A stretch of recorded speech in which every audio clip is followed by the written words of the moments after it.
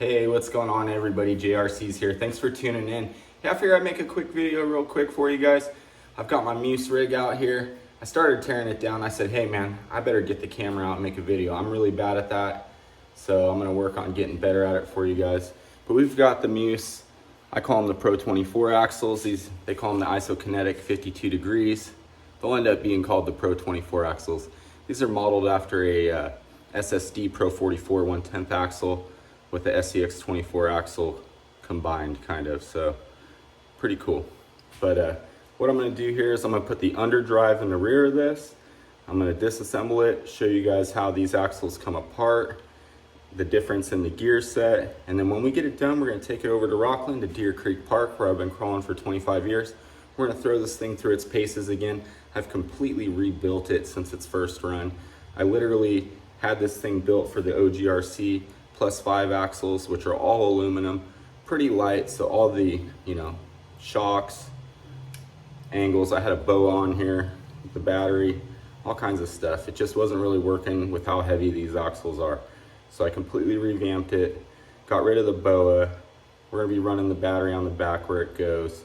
We're gonna have underdrive, added little beef patties to the back. It should do a lot better, and I'm hoping I can get some sick footage for you guys and show you how great these axles really are from Meus Racing. So let's get into it, and I'm gonna make a build video. Thanks for tuning in. All right guys, thanks for coming back. I already had this thing halfway disassembled, so I figured I'd just show you guys some stuff. This is the stock axle shaft out of the Meus Racing axle. And it's coming in at, let's see here, 2.94 millimeters. It's a pretty stout little guy. These axles come apart differently from the stock ones. So what we're gonna have to do here is I'm gonna remove this other wheel tire hex and wheel pin. We're gonna pull the other axle shaft out, remove our drive line, and then pull these 4 bolts here and the upper link mount, and remove the plate here, and we'll get into the diff gears. So this is my favorite tool, electric screwdriver, running on torque setting 1. I've probably charged this thing 4 times. It's a Hodo brand. You can find it on Amazon. This thing is a game changer. I also have the Precise electric screwdriver here for building computers. Those are my 2 main tools. They have magnetic tips, and they work really, really good. So I recommend those to you guys if you're doing a lot of micro builds.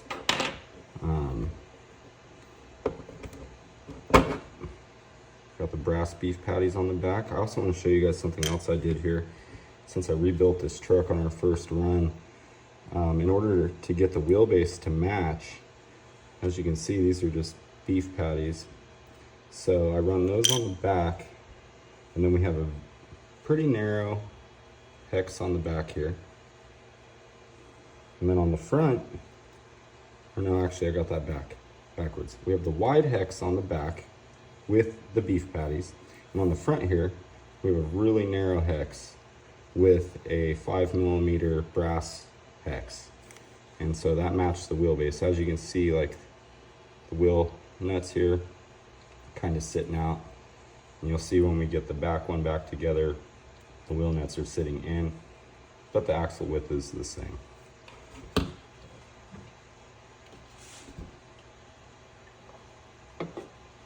So let's get into this.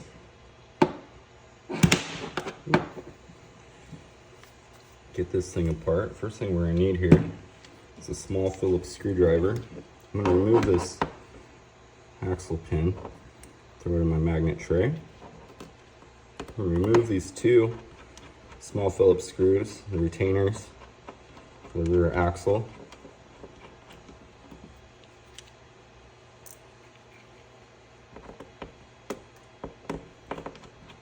It's a pretty quick process. I finally got some time. I'm gonna go over and give this thing a run again and see what it can really do. So you're gonna remove those and just give this a tug. I leave the bearings on the end. It's less moving parts. Doesn't matter which one, they're both the same. My next thing I'm going to do is I'm going to remove these 2 bolts that hold the rear axle truss.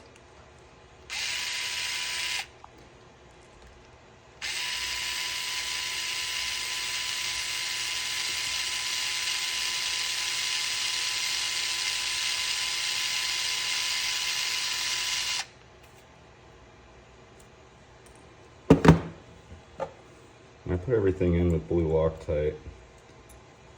So I kind of recommend using a good 0.5 to bust them loose, and then you can use the electric screwdriver.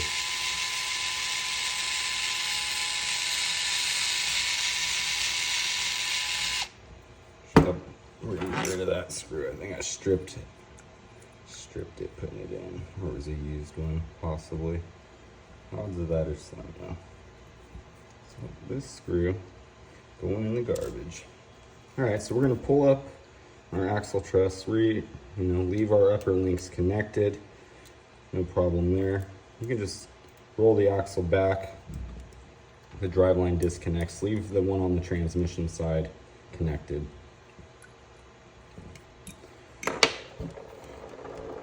You're just gonna remove your driveline. Get this back in the frame here. Sorry, I'm not very good at doing these videos. I'm sure it'll get better.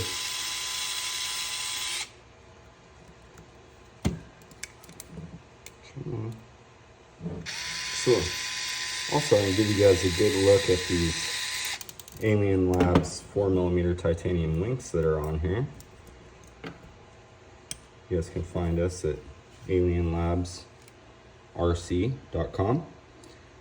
So these are the 4mm Alien Labs titanium clearance links. Pretty sick, very strong, solid rod, turned down. So I'm just going to roll the axle back here. Gives me access to these 4 screws. The other thing I'm going to do is I'm going to put some button head screws on the bottom of this rear diff, because pan head screws stick out a little bit. I don't really like that.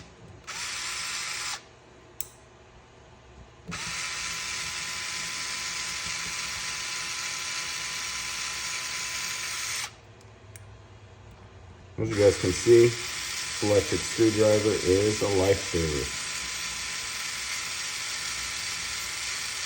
It makes the process so much better. I have carpal tunnel in my hands, and so that's why they're kind of swollen and bent and hurt.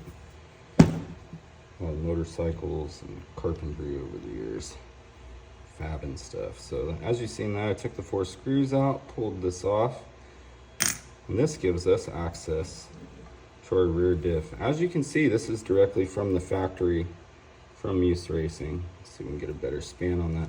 So they used lots of diff lube, which is pretty impressive. Most companies send the axles pretty dry. But as you can see here, there's lots of goo on there. I actually use a dry graphite grease, like this. Graphite lube. It's a powder. It works really awesome. It tends to stay a lot cleaner. I've been using it for 20 years. And it works. So I'll give you guys that little trick. As you can see, my bearing came out, so I'm pushing that back in. Trying to.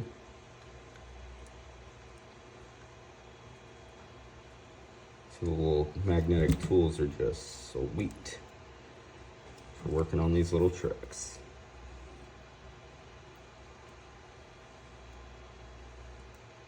Also, what are you guys working on this week? If you guys want to shoot me a comment, share your YouTube channel, I'll go ahead and subscribe and check out your guys' projects you have going too. So we're going to go ahead and put the underdrive gear back in. Put our worm gear back in there first. Just slide that back in like so. And give her extra weight on that. Now we're going to slide our axle shafts back in. We're going to rotate it until you feel it slide in. And you can actually see that it's in the gear here. Push your bearings in, make sure the axle's all the way in. And we're gonna do the other side.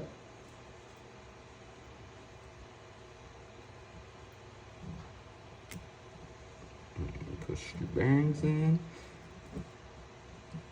Okay, so now we have the underdrive gears installed in the Meus Racing axle. So we're gonna go ahead and reassemble this thing in the steps that we took it apart.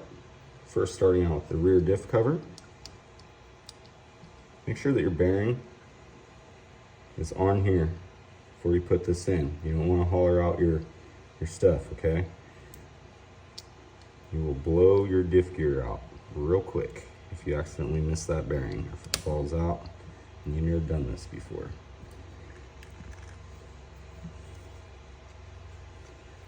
And I have done it over the years. When I was learning these trucks, it happens. So let's get this thing back together. Let's go put it on 5-cell and see what it can do. I would do 6-cell, but I'm waiting on my battery order. So you guys stay tuned, and we will put this thing on 6-cell for you guys. I've been running 6-cell on my 24 and my 10 scale for a while, at least a year. So as you can see, I just changed out the bottom screws here to some button head screws. Hopefully this one will work. It's a little long. Yeah, that one's not gonna work. I had a feeling on that. So we'll find a different one. And our little screw in here. Let's see. Found the perfect one. Now we just gotta get it out of there. And we got it. Just like that. That's how I get all my stuff out, with a magnet tip. Just reach in and tap it out.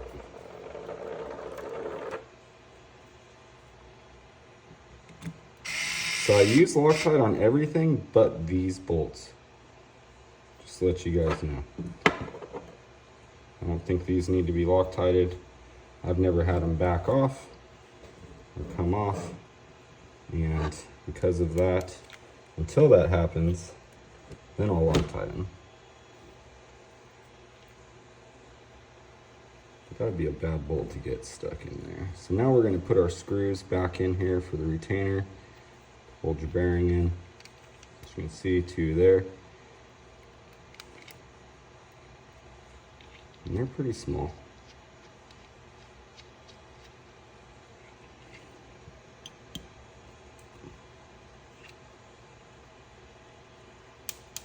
Ooh, I thought this one was magnet, and it isn't. Where did that baby go? She jumped in with the other bolts. There it is. The odds of that landing in my other screw bin, pretty slim. Couldn't do that again. Okay.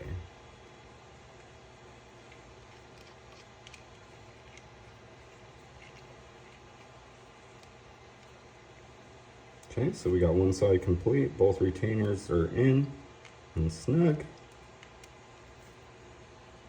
can spin this. Make sure it spins freely. No binding, no grinding, nothing like that, because you don't want that. I'm going to just go ahead and finish reassembling this whole side over here. Go ahead and slide our wheel pin in here, like so. Put our big boy brass beef patty back on the back. Attach our tire, and I even got the wheel nut in there. Check this out. And that is the done side. So as you can see, like I was talking about earlier, with the offset of the hubs to match, but the wheelbase matches. So you guys can play around with that. I did that so I could balance the truck like this to finish it for you guys.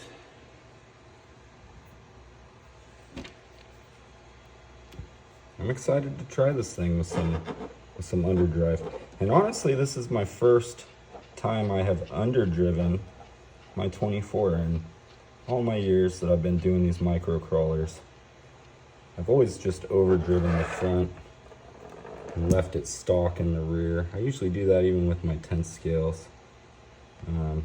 It's been a lot of years since I've had an over-underdriven rig. And so to do it on my micro for the first time is pretty exciting. We're gonna go throw this thing at some really nasty lines. See if it breaks. We broke it last time. Just wanna make sure those are tight. Tight, tight, tight. Make sure that bearing's all the way in.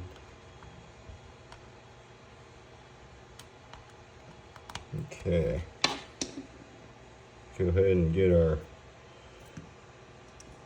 wheel pin out of the magnet tray here, if I can. Should grab the one that was standing up right there.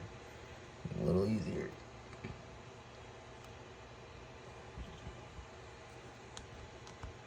Put that. Go like that. And are we missing a wheel nut? Don't tell me we're missing a wheel nut. I got the magnet tray. There it is. I put it over there. The other side was a little smoother, wasn't it?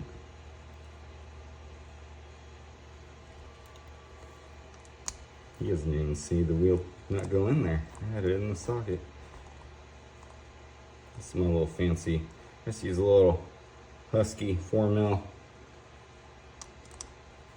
by hand. I take that thing everywhere with me. All right, guys, we are two bolts and a drive line away from being done. Okay, I am gonna Loctite the rear axle truss. And we need to dig out a new bolt for that. This is the blue Loctite that I use. I use blue gel. It's kind of like a chapstick. Comes out really nice. And you can actually just dip your screw in there and just get a little bit on. Keep it precise. Get my electric screwdriver here. The magnet tip. And we are gonna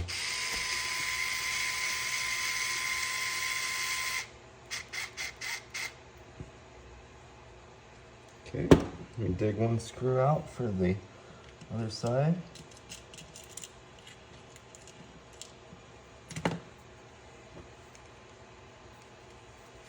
Sure that's a good one because it's used. I'm gonna give her a little dip, a little dippy dip. Got our Loctite on the end.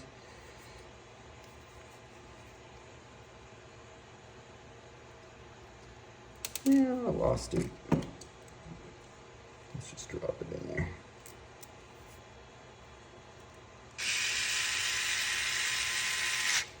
All right. So let's get these drive lines installed and go try this thing. Also, I don't know if you guys know about clocking your drive lines or not, but let me explain this to you. It's very important. A lot of times you will just slap your drive lines back together. You need to phase them, okay? That way they they spin smoothly. That was a tongue twister. If you do them off on your joints, it'll cause it to do a little cogging. So if you notice your truck doing a little cogging, I would check your drive lines. So as you can see, we got them faced up the same way. Rotate it. Get this facing where I want it. I'm gonna bring it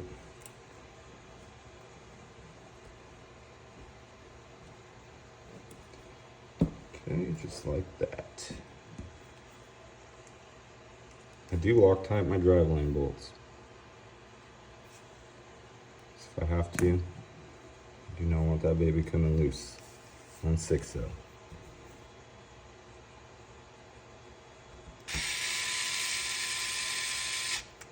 Okay, so as far as that goes, that is complete. Took us, what, 18 minutes with an introduction to fully do the underdrive in the rear of the truck.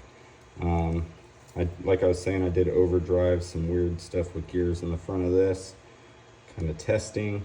So I do need to stick the front drive line back in here, and this thing will be ready to hit the rocks. We're gonna head over to Deer Creek and give it a test run, but it seems very planted. The suspension's working good. It's got so much steering.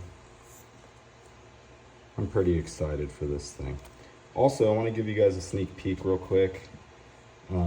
This is going to be the next build that we got going on from Meus Racing. It's going to be kind of the mimic of this truck, but a four-wheel steer version. And this truck's name's Charlie Sheen, because it's going to smash the lines. Come on. So, we got a set of Hobby Soul Ghost 1.0s for this thing. It's going to be looking good. And let me show you guys the axles we're using. I mocked it up on a Meus Low CG, but we're going to be using the Chrome Boy four-wheel steers right here. And these are going to be going on that. So we're going to have a four-wheel steer version of Blue Thunder from Down Under. And I'm pretty excited about this. I'm not going to have to play with the, the hubs or the weight. Everything is just proportioned. So this is going to be a really exciting truck. We're going to have that thing going on. My son's going to be here tomorrow night, and him and I are going to assemble this truck. We got the carbon fiber 3D printed Alien Labs one-shot flat skid we're putting in there. You guys can find those, alienlabsrc.com. Get yours today. We got the abductor inserts. We got the Area 51 brushless speed controls with a lifetime warranty to the original purchaser. This is a plug-and-play system for your crawler. Man, they are awesome. So check those out. You can get all this stuff at alienlabsrc.com. The website is launching soon, so you guys keep your eyes peeled. Be the first. We got some exciting news. Keep your ears peeled on the YouTube channel about what we got going on. I'm stoked to be sharing all this with you guys, and thank you guys for tuning in, and we'll see you guys out on the rocks.